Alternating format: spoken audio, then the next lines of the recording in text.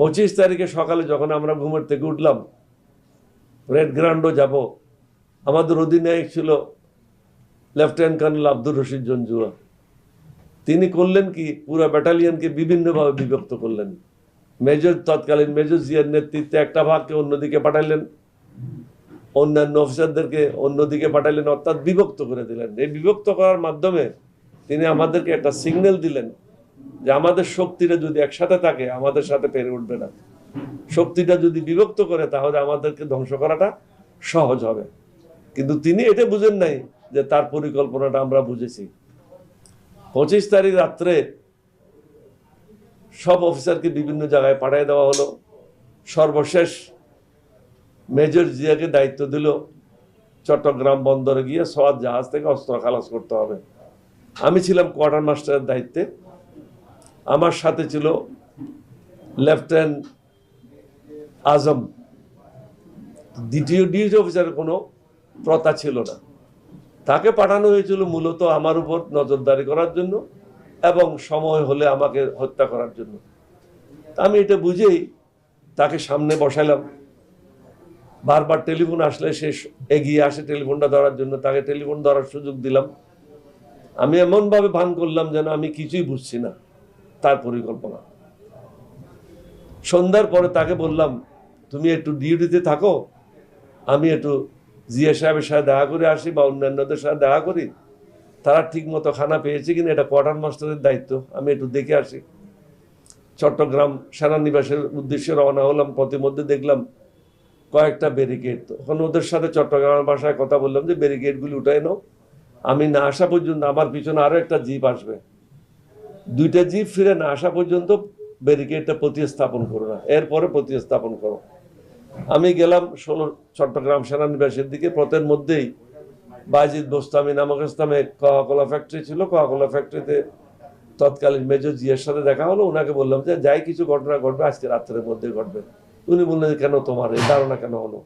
আমাদের এই ধারণা এই জন্য হলো, আমাদেরকে যেভাবে ছোট ছোট দলে বিভক্ত করে বিভিন্ন জায়গায় পাঠিয়ে দিয়েছে, এর অর্থ হলো আমাদেরকে আইসোলেটেডলি আলাদা আলাদাভাবে হত্যা করবে।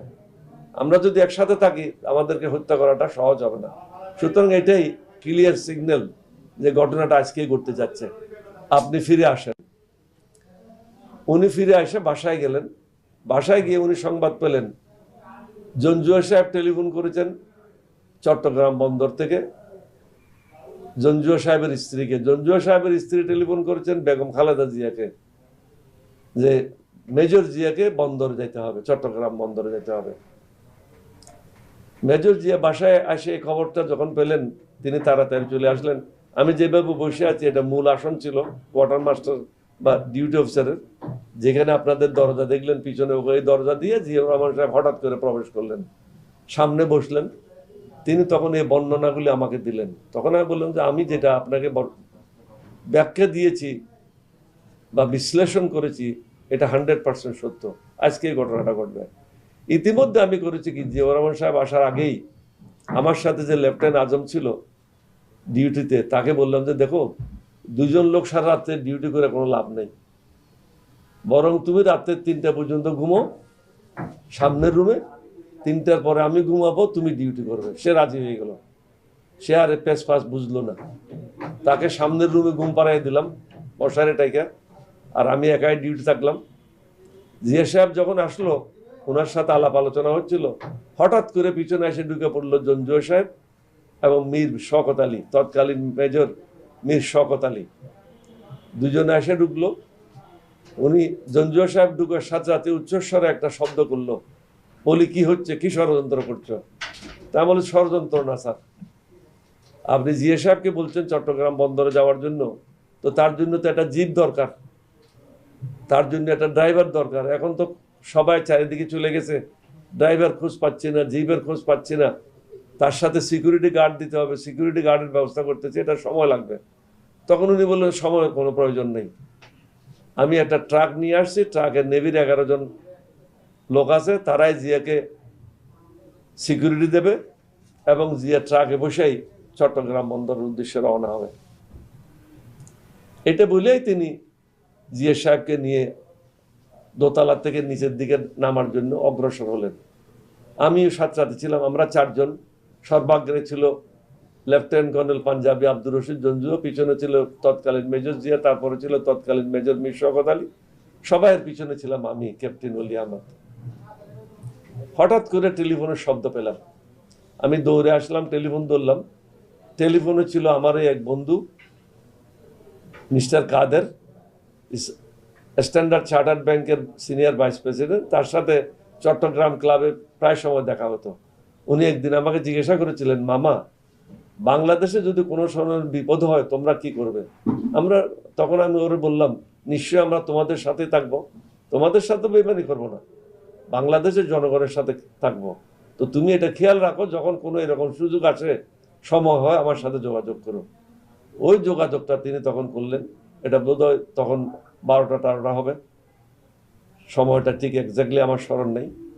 উনি বললেন যে ঢাকার থেকে একজন লোক আসছে, দুপুর 2টার পরের থেকে বিডিআর যে পিলখানা, ওটা তারা নিয়ন্ত্রণে নিয়ে নিয়েছে। পিলখানাতে কোনো কিছু আর বাইরের সাথে যোগাযোগ করার কোনো সুযোগ নেই। শেখ মুজিব যে বলেছিল পিলখানার মাধ্যমে চট্টগ্রামে তিনি স্বাধীনতার ঘোষণা পাঠ করার জন্য পাঠিয়েছেন, এটা মিথ্যা কথা। কোন আর্মি যখন অপারেশনে যায়, তারা তখন গুরুত্বপূর্ণ স্থাপনাগুলি তাদের নিয়ন্ত্রণ নিয়ে নেয়। রাজারবাগ তারা নিয়ন্ত্রণ নিয়েছিল, পিলখানা তাদের নিয়ন্ত্রণ নিয়েছিল, সমগ্র ক্যান্টনমেন্ট তাদের নিয়ন্ত্রণে ছিল, টেলিফোন এক্সচেঞ্জ তাদের নিয়ন্ত্রণে ছিল, রেডিও স্টেশন তাদের নিয়ন্ত্রণে ছিল। অর্থাৎ গুরুত্বপূর্ণ স্থাপনাগুলি দিনের 1টার মধ্যে তারা সম্পূর্ণভাবে নিয়ন্ত্রণে নিয়ে নেয়। এবং দুপুরের পরের থেকে শহরের বিভিন্ন জায়গায় তারা অবস্থান নেয়। সন্ধ্যার পরের থেকে তারা মেসাকার শুরু করে। এই জিনিসটা যে লোকটা ঢাকা থেকে ফিরে যায়, সে কাদের সাহেবকে বলে, কাদের সাহেব আমাকে বলে দেন। তখন ওনাকে আমি সাথে সাথে বললাম, আমরা বিদ্রোহ করছি, তুমি তোমার লোকদেরকে বলে দাও, আওয়ামী লীগের নেতাদেরকে সংবাদটা পৌঁছে দাও। ইতিমধ্যে নিচে আসলাম, নিচে 3 জন দাঁড়ানো ট্রাকের সামনে। উত্তর দিকে মুখ করে দাঁড়ানো ছিল জিয়াউর রহমান, পশ্চিম দিকে মুখ করে দাঁড়ানো ছিল মীর শওকত আলী, দক্ষিণ দিকে মুখ করে দাঁড়ানো ছিল লেফটেন্যান্ট কর্নেল জঞ্জু, অর্থাৎ জিয়া সাহেবের মুখোমুখি। পশ্চিম দিকে জায়গাটা খালি ছিল, পূর্ব দিকে মুখ করে আমি দাঁড়ালাম। জিয়া সাহেবকে হাতে ইশারা করে বোঝানোর চেষ্টা করলাম যে আপনি চট্টগ্রাম বন্দরে যাওয়ার সাথে সাথে আপনাকে বন্দী করা হবে, হত্যা করা হবে। তিনি ইশারা করে আমার থেকে কাগজে লিখে জানতে চাইলেন। তাকে বললাম যে এখন কাগজে লিখে দেওয়া সম্ভব না, আপনাকে হত্যা করা হবে, আপনাকে বন্দী করা হবে, এটাই ইশারা করে বললাম। জঞ্জুয়া দাঁড়ায় রইল জিয়া সাহেবকে রওনা করার জন্য, এবং দাঁড়ার অবস্থায় জিয়া সাহেবকে রওনা করাই দিলেন। জিয়া সাহেব যথারীতি চট্টগ্রাম বন্দরের উদ্দেশ্যে রওনা হলেন, কারণ তখনও পর্যন্ত আমরা তো অফিসিয়ালি বিদ্রোহ ঘোষণা করিনি। জিয়া সাহেব, আমি যে বিদ্রোহের কথা বললাম কাদেরকে, এটা তো জিয়া সাহেব জানেন না, ওনাকে তো বলতে পারছি না জঞ্জুয়ার সামনে। উনি রওনা হয়ে গেলেন। আমি করলাম কি, লোক পাঠিয়ে ওনাকে এই খবরটা দেওয়ার জন্য যে ঢাকাতে গোলমাল শুরু হয়ে গেছে, মেসাকার শুরু হয়েছে, ঢাকা বিশ্ববিদ্যালয় সম্পূর্ণভাবে ধ্বংসপ্রাপ্ত, এখন আমাদেরকে বিদ্রোহ করতে হবে, আপনি তাড়াতাড়ি ফিরে আসেন। আমার লোক গিয়ে তাকে এই সংবাদটা দিল। ওনাকে পেল দেওয়ানহাট ওভারব্রিজ, যেখানে আছে ওভারব্রিজের নিচে, ওখানে একটা বড় ধরনের ব্যারিকেড ছিল, ব্যারিকেডের জন্য তিনি যাইতে পারছিলেন না। ওখানে তাকে পাওয়ার পর আমার সংবাদটা তাকে দেওয়া হলো। সংবাদটা পাওয়ার পর তিনি নেভির যে সৈন্যরা ছিল তাদেরকে বলল যে অধিনায়ক সাহেব আমাকে সংবাদ দিয়েছে ফিরে যাওয়ার জন্য, অন্য জায়গায় আমাকে যেতে হবে।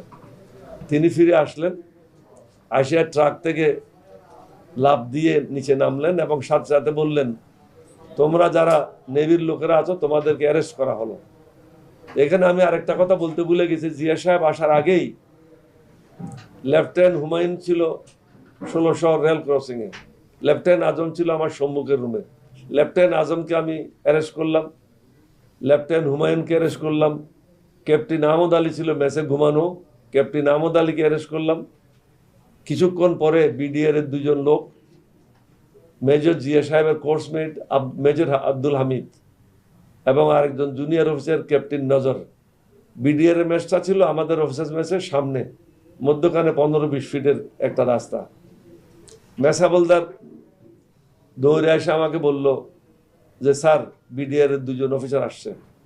ইপিআর, তখন ইপিআর এর 2 জন অফিসার আসছে, তাকে আমি 12 জন সেনা সদস্য দিলাম। তার নাম ছিল হাবলদার আব্দুল আজিজ, মেস হাবলদারের। তাকে 12 জন সেনা সদস্য দিলাম, সে তাড়াতাড়ি গিয়ে 2 জনকে অ্যারেস্ট করে নিয়ে আসলো। অর্থাৎ জিয়া সাহেব আসার আগে আমি 5 জনকে অ্যারেস্ট করে দিলাম।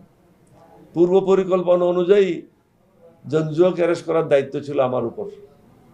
তখন আমি জিয়াউর রহমান সাহেবকে বললাম, এই পর্যায়ে আমি ব্যাটালিয়ন ত্যাগ করে যেতে পারবো না, কারণ আমি বিদ্রোহ করেছি, সৈন্যরা আমার অধীনে আছে এবং যাদেরকে অ্যারেস্ট করেছি তারা বিভিন্ন রুমে আছে।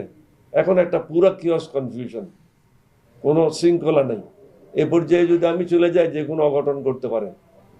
আপনি বরং যান, জঞ্জুয়াকে নিয়ে আসেন। আসার পথে মেজর মীর শওকত আলী, তিনি মেসে ঘুমাচ্ছেন, তাকে আমি একাধিকবার বলেছি আসার জন্য, তিনি আসেন নাই। আসার পথেও তাকে নিয়ে আসেন। জিয়াউর রহমান সাহেব একটা জিপ নিলেন, জিপ নিয়ে জঞ্জুয়ার বাসায় গেলেন, জঞ্জুয়াকে নিয়ে আসলেন। জঞ্জুয়ার পরনে ছিল সাদা পাঞ্জাবি আর সাদা পায়জামা। তাকে নিয়ে আসা হলো। নিয়ে আসার পরে আসার পথে মেজর মীর শওকত আলীকেও নিয়ে আসা হলো। আমাদের মধ্যে একটা সংক্ষিপ্ত মিটিং হলো। মিটিং হওয়ার পরে বিভিন্ন অফিসারদেরকে বিভিন্ন রুমে বসানো হলো, পাঞ্জাবিদেরকে। এবং জিয়াউর রহমান সাহেব যাদেরকে নিয়ে আসছিল নেভির, তাদেরকে একটা রুমের ফ্লোরে বসানো হলো। কারণ এটা হলো সিডিএ মার্কেট, এটা কোনো সেনা দলের থাকার কোনো ব্যবস্থা ছিল না। এখানে কোনো ফার্নিচার ছিল না, কয়েকটা লিমিটেড চেয়ার বা লিমিটেড টেবিল ছিল। ওই রুমটাতে ইলেকট্রিসিটিও ছিল না, অন্ধকার রুমের মধ্যে বসানো হলো।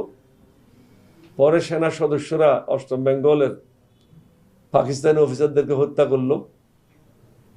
নেভির যারা ছিল তাদেরকে হত্যা করতে গেল। ভিতর থেকে একজন আওয়াজ করলো, স্যার আমার বাড়ি পটিয়া, অর্থাৎ চট্টগ্রামে। তাকে বাইর করে নেওয়া হলো। বাকি রয়ে গেল 10 জন। এবং ওর সাথে সংযুক্ত হলো মেজর হামিদ, ক্যাপ্টেন নজর, 14 জন। 14 জনকে ওখানে সিপাহীরা, আমাদের 8ম বেঙ্গলের সিপাহীরা, তারা ফ্লোরে বসা ছিল, তাদেরকে গুলি করে হত্যা করলো। এরপরে 16 শহর সিডিএ মার্কেটের মধ্যে খোলা জায়গা ছিল।